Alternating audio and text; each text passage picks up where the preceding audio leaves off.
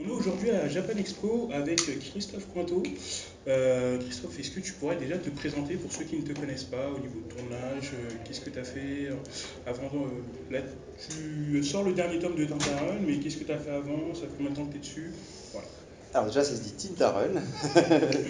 Je m'appelle Christophe, j'ai 32 ans. Je suis mangaka chez Glénat. Donc Tintarun, ma série en 4 tomes, du coup, série complète. Donc le quatrième tome est sorti il y a peu, avant Japan Expo. Qu'est-ce que j'ai fait avant? Alors il y a très très longtemps, j'étais agent des impôts à Paris, dans une autre vie. Donc en mode métro boulot dodo. Puis après, j'ai fait de l'auto-édition avec une série qui s'appelle Central Universe en 3 tomes. Et puis ensuite, j'ai démarré Tintarun que j'ai proposé à Glénat et ça s'est fait comme ça. Voilà, D'accord. pour résumer. Oui. Moi, je t'ai connu sur Central Universe à CNU il y a moult années. Ah oui, ça doit dater, oui.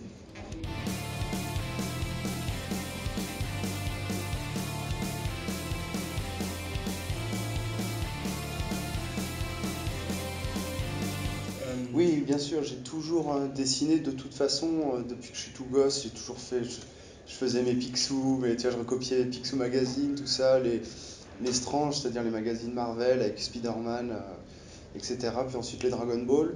Et en fait, j'ai toujours dessiné, je dessinais aussi des niveaux de jeux vidéo, ce genre de choses que j'ai toujours été attiré par les jeux vidéo. Donc, mais bon, en série, voilà, ça se voit peut-être. Mais en série, non, en série complète, ça a toujours été des choses commencées mais jamais terminées. Donc il n'y a pas d'autre titre à dire à part plein de pages comme ça, des pages volantes, plein de choses différentes. Voilà, je m'éclatais étant gosse et je continue aujourd'hui avec des projets plus structurés. D'accord.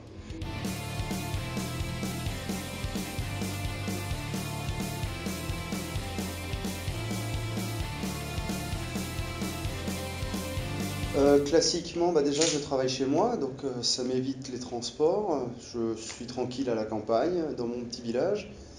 En général, le matin, je m'occupe de mon fils déjà, donc ça me prend une petite heure.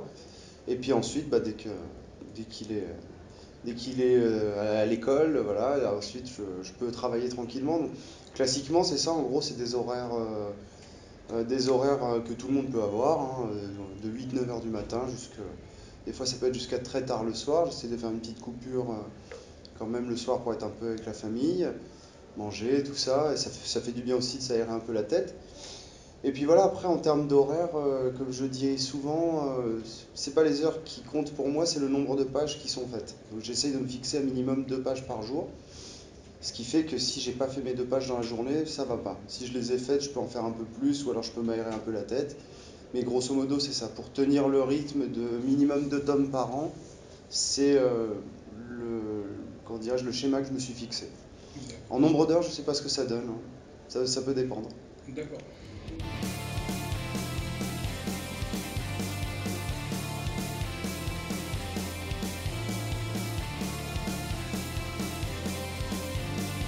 Alors j'ai la chance de pouvoir faire uniquement du manga. Le secret, c'est qu'il faut enchaîner par contre. Parce que si tu fais un tome par an, c'est pas suffisant pour en vivre. Donc avec 2 tomes par an, je peux en vivre sans problème. Et on a un très bon cadre de vie, donc ça c'est vraiment bien, mais il faut toujours enchaîner. Et ça, j'en étais conscient avant même de me lancer dans le manga, parce que tu sais très bien que c'est une production intensive, et si tu fais une série, tu dois rapidement sortir la suite pour ne pas perdre les lecteurs.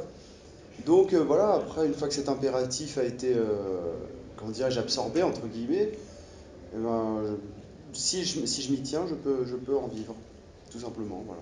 Je n'ai pas du tout à me plaindre là-dessus. D'accord.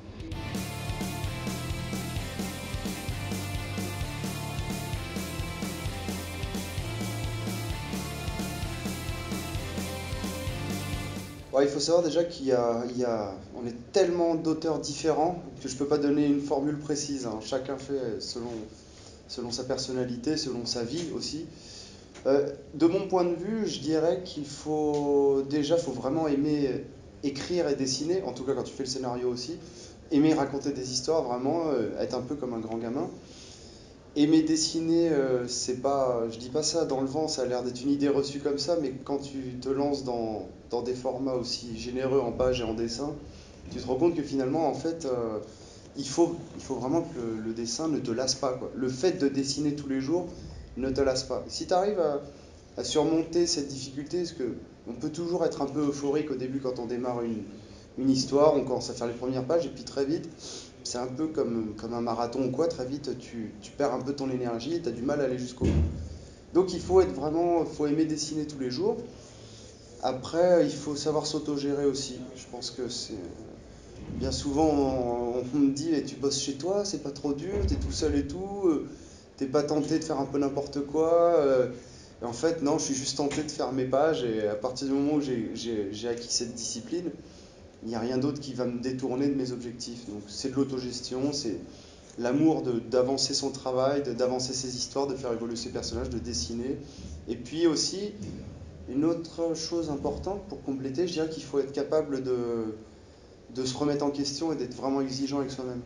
Et pas penser qu'on est au top, mais qu'on a toujours des choses à apprendre et qu'on évolue en produisant, quoi. Donc il ne faut pas avoir peur de produire, de se tromper, puisqu'on sait que si on continue à travailler, on s'améliore.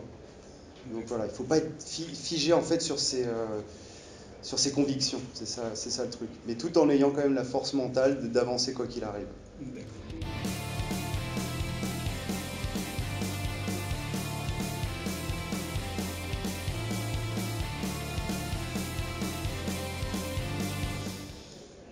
Bah, tout ce qu'on vit de manière générale nous sert. C'est ce que je pense. Quoi qu'on fasse dans la vie, chaque expérience te sert puisqu'elle te construit. Elle donne ce que tu es aujourd'hui.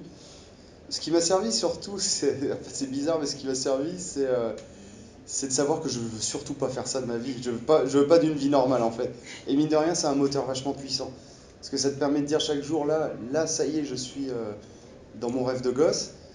J'ai connu avant quelque chose qui ne me plaisait pas, qui était sous la contrainte, qui ne me correspondait pas. C'est surtout ça en fait, ça ne correspondait pas à moi.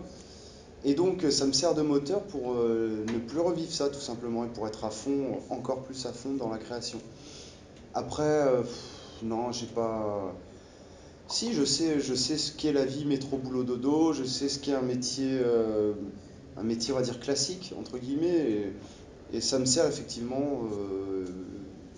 Ça peut me servir pour nourrir mes histoires, par exemple. Des expériences, savoir ce qu'est une hiérarchie, savoir ce qu'on peut ressentir quand on a une contrainte, une vie qu'on n'a pas choisie, un peu comme dans le début de Tintaron, c'est un peu le propos aussi. Donc forcément que ça me sert. Mais après, pour ce qui est en termes techniques, en termes pour développer mon travail à moi, non, là ça m'a pas servi à grand chose. Voilà.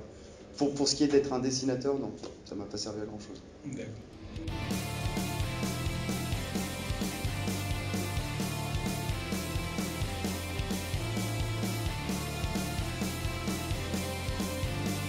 Alors, bah, impliqué, en fait, je m'étonne moi-même, mais parce que je suis vraiment, généralement, je m'implique pas dans grand-chose. Mais bon, plus j'avance dans le métier d'auteur, et plus effectivement, je me rends compte il faut entre guillemets défendre nos droits. Et surtout, il y a un vrai problème, à mon sens, c'est que on reconnaît pas assez le fait que d'être présent en festival ou quoi, c'est du travail. C'est du travail, et c'est du travail en plus de notre travail de faire des pages.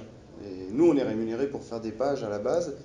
Donc si on rajoute des déplacements parfois très loin, des fois on a des très belles invitations, euh, vraiment assez dingues, hein, à l'autre bout du monde ou quoi, mais que in fine on se rend compte que ce n'est pas payé.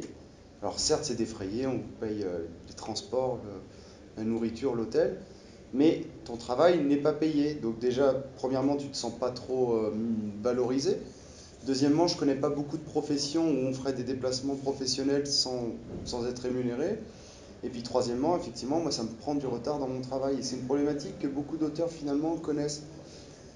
En fait, on saurait davantage pourquoi, c'est bête à dire, hein, mais on saurait davantage pourquoi on se déplace si on sait que au bout du compte, quand on revient à la maison, on a de quoi remplir le frigo, entre guillemets. C'est ça le truc, voilà, pour faire simple.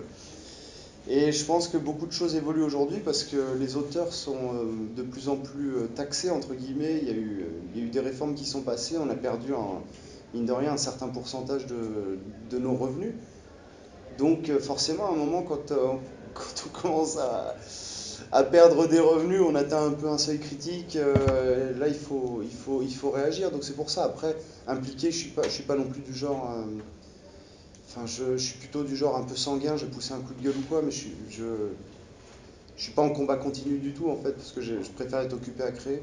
Mais je suis conscient qu'il faut, si on peut, si certaines personnes nous écoutent, si on a un petit peu de portée à mon humble niveau, c'est intéressant d'utiliser cette portée aussi pour soulever des vrais problèmes que la plupart des gens ignorent en fait. Donc c'est un métier fabuleux, on crée, c'est génial, on l'a rêvé, personne nous y a obligés, mais il y a encore des choses à améliorer pour qu'on puisse créer dans de meilleures conditions. Et notamment les festivals. C'est très bien qu'il y ait plein de festivals partout, vraiment c'est très vivant, etc. Mais on ne pourra pas faire éternellement tous ces déplacements, toutes ces manifestations gratuitement en fait.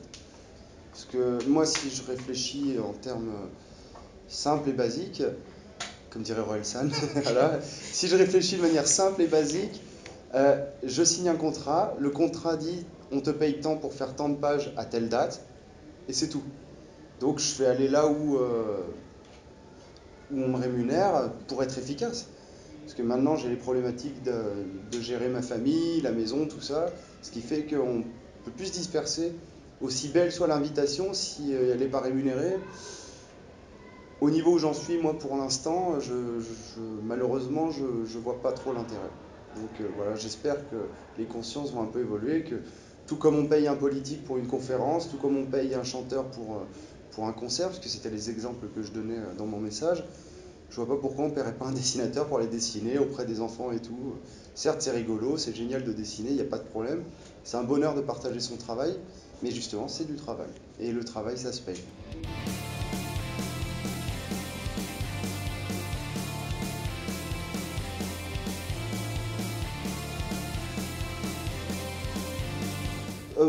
Oui, oui, je suis comme ça de toute façon un peu de loin, donc je le vois, on le sait depuis un moment. Enfin, je vois, il y a même des auteurs super connus qui arrêtent de faire de la BD. C'est quand même, ça te donne un petit peu une idée de l'ambiance générale. Après, si je me connais, si je regarde trop ça, je perds mon énergie aussi pour créer. Et vraiment, j'en reviens toujours à ce que je disais tout à l'heure. J'ai mes contrats, je suis quelqu'un de très simple, je suis payé pour créer tant de pages et je vais le faire du mieux possible parce que c'est ce que j'adore faire. Je regarde les choses un peu de loin, mais si je m'implique trop dedans, et je sais que c'est important et tout, hein, je sais que voilà, mais si je regarde ça tous les jours, tout le temps, je perds mon énergie. Et dans le manga, tu as vraiment besoin d'énergie tout le temps aussi. Surtout quand tu fais du shonen, ça doit communiquer une énergie positive. Donc, tu vois, j'essaye de contrebalancer un peu l'aspect à la fois un peu en état d'alerte à regarder ce qui se passe et tout, et en même temps, un peu grand gamin qui fait son truc de foufou dans son coin. Je sais pas comment j'évoluerai, plus dans un sens ou dans l'autre, je sais pas du tout, mais voilà, mais je suis conscient pleinement, ayant moi-même une vie d'auteur, je suis conscient des difficultés qui arrivent de plus en plus.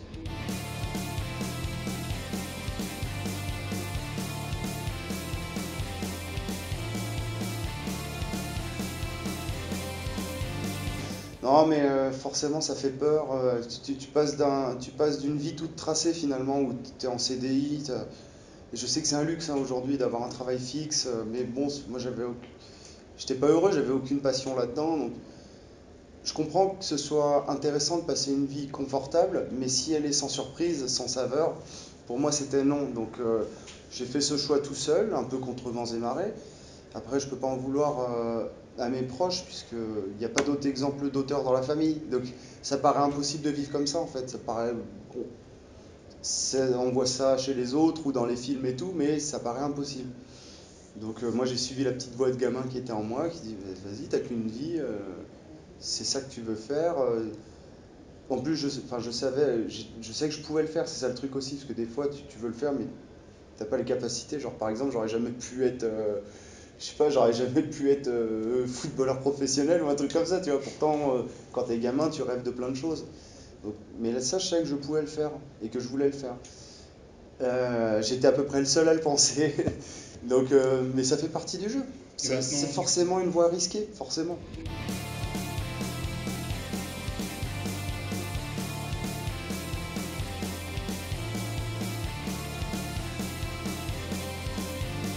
Bon, après, personne revient vers toi. Généralement si, enfin, tu fais ton truc, mais je sais que maintenant, voilà, il y a un regard bienveillant sur ce que je fais, tant que je me débrouille tout seul.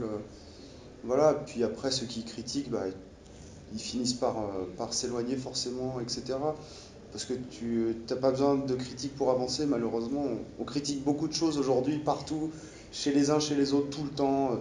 Tout est à la critique et finalement, ça n'aide pas à avancer, moi, je trouve. Tu vois, je suis plus vraiment capable de trop critiquer aujourd'hui parce que je suis concentré dans mon truc. Et donc, oui, après, en termes de famille et les amis, oui, ils savent très bien que de toute façon, ils vont plus m'embêter avec ça. Ils savent que voilà, bon, tu fais ton truc, on sait que tu feras rien d'autre, quelles que soient les difficultés ou quoi. Et puis c'est cool. Mais après, on n'en parle pas, hein. On n'en parle pas, hein. Ça reste, voilà, c'est le truc que je fais chez moi dans mon atelier. Et puis je me sentirais pas non plus très à l'aise que dès qu'on me voit le rapport est changé finalement avec ma famille ou quoi, et qu'on me dise alors tes dessins, ah j'ai lu tes livres et tout. Bon, faut que ça reste comme d'habitude et c'est très bien comme ça. Voilà. D'accord.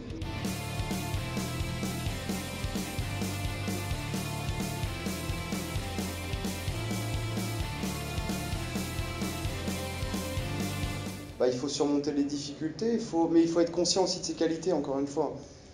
Et en fait, souvent, il y a des jeunes qui viennent nous voir, et c'est très bien en salon ou quoi, mais des fois, tu tombes vraiment sur des jeunes qui, tu sais qu'ils ont un potentiel, donc tu leur dis. Et des fois, malheureusement, c'est pas encore assez calé techniquement ou quoi, donc tu dis il faut travailler ou ça dépend de l'âge aussi de la personne qui vient te voir. Tu vois, ça dépend si la personne a déjà un certain âge et que le niveau technique est pas calé ou quoi, tu peux pas dire grand-chose. Après, voilà, mon conseil, c'est si tu veux faire du manga, tu fais des pages. Parce que tu peux faire autant de croquis que tu veux, autant de belles illustrations que tu veux, il n'y a pas de souci. Mais un manga, c'est quoi? C'est un livre. C'est un livre, et un livre, il est constitué de pages. Et c'est différent de faire une belle illustration et de faire une succession de pages intéressantes, en fait. Donc voilà, je pense qu'il faut se confronter à cette difficulté de faire des pages un peu tous les jours, et puis se fixer des petits objectifs au début, par exemple une histoire en 10 pages. Tu te dis, tiens, à la fin du mois, je dois avoir fini mes 10 pages. Tu as la satisfaction d'avoir fait une petite histoire, d'avoir terminé quelque chose, et ça te lance ensuite sur une autre histoire. Je reviens à la même analogie que le sport, c'est-à-dire que tu commences doucement, tu fais 5 pompes au début, et puis ensuite tu en fais 10, 15, 20, ainsi de suite. Tu cours 2 km, 3 km, et bien là c'est pareil. Tu fais 10 pages, ensuite tu en fais 15, tu en fais 20, et puis au bout d'un moment tu seras capable de faire plusieurs tomes par an. Donc voilà, il faut vraiment. C'est un travail exigeant et de toute façon on n'y coupe pas. Tu veux faire du manga, tu fais des pages. On en est tous au même point, on est toujours devant une feuille blanche tous les jours. Il faut la remplir de cases du mieux qu'on puisse faire. Donc voilà quoi, à vos crayons. Et puis si vous avez l'envie et la passion de le faire, bah, faut foncer quoi, malgré les difficultés.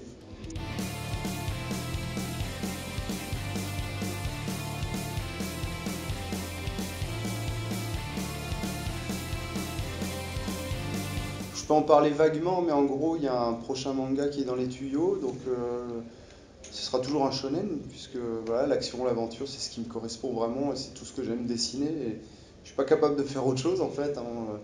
J'aime bien ces univers. Déjà, en fait, ce que j'aime, c'est raconter une trajectoire extraordinaire.